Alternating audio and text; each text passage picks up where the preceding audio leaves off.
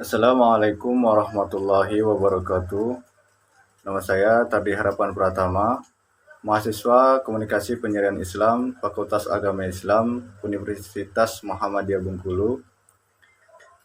Saya akan menjawab pertanyaan soal UAS mata kuliah Komunikasi Islam dengan dosen pembimbing Bunda Alfiah Nur Daifullah, yang mana untuk soalnya yaitu mengapa terjadinya pergulatan tentang ilmu dakwah sehingga masih sampai sekarang dan terus berkembang sampai saat ini. Yang pertama yaitu mengapa terjadinya pergulatan komunikasi Islam berdasarkan Islamisasi sains komunikasi. Kenapa masih terjadinya pergulatan komunikasi Islam, ilmu komunikasi Islam sampai saat ini?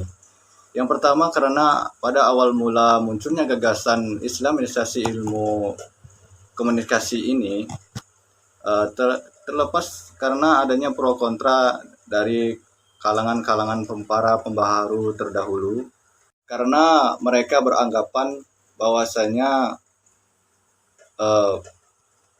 satunya harapan umat Islam untuk menghasilkan Islamisasi adalah harus memelihara pemikiran umat Islam itu sendiri. Islamisasi ilmu itu tidak diperlukan karena pada dasarnya semua ilmu telah Islam, tunduk pada aturan dan sunnatullah, dan Islamisasi itu tidak hanya terletak pada moralitas manusia saja, tetapi sebagai pengguna ilmu pengetahuan dan teknologi. Pun ditentang berbagai macam para ulama dan para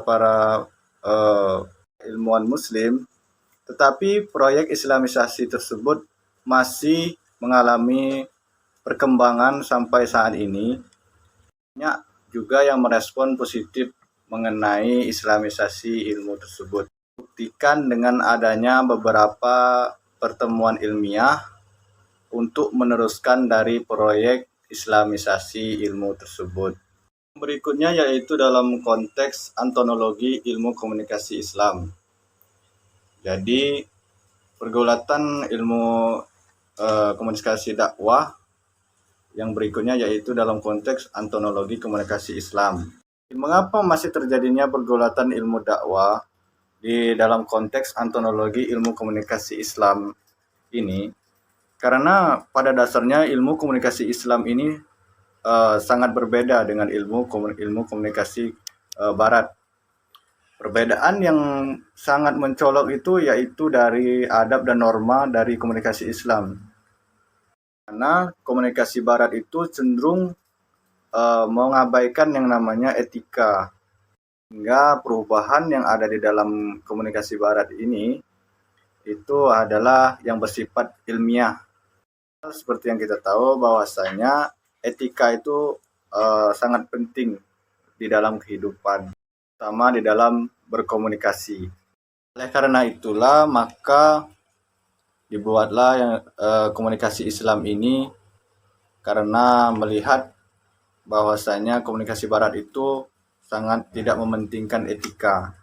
Di dalam komunikasi Islam itu tidak ada yang namanya melanggar dari norma-norma atau aturan yang berada di dalam norma-norma agama maupun yang berada di dalam masyarakat.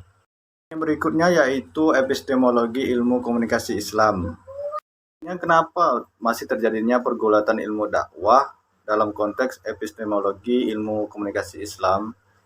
Yaitu karena ada beberapa macam prinsip, yaitu ada 5 prinsip, yang mana di setiap prinsip-prinsip dalam epistemologi komunikasi Islam ini itu sangat berkaitan erat dengan komunikasi atau berkaitan erat dengan dakwah Islam.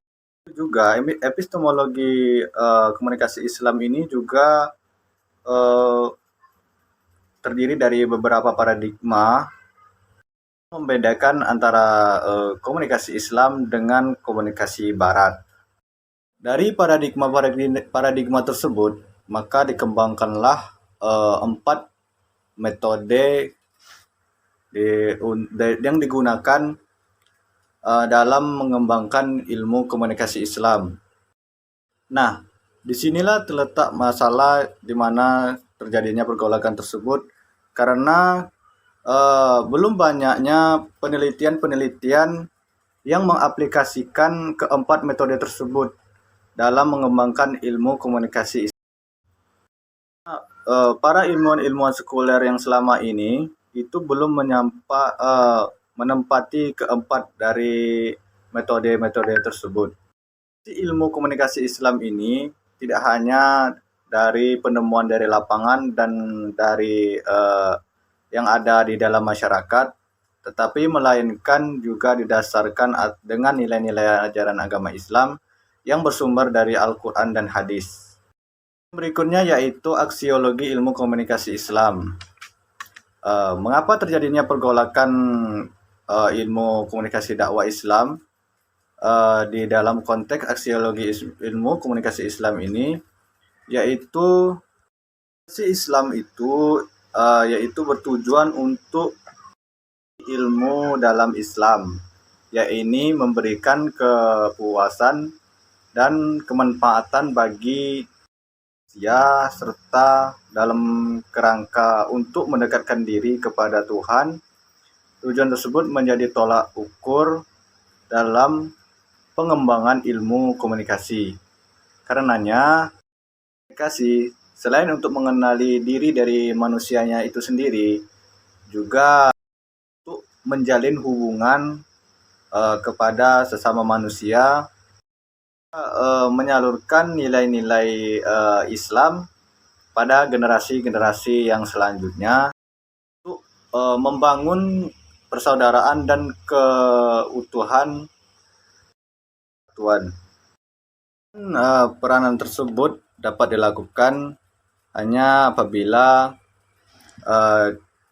berdasarkan kepada nilai-nilai agama yang ada di dalam Al-Quran dan juga Sunnah.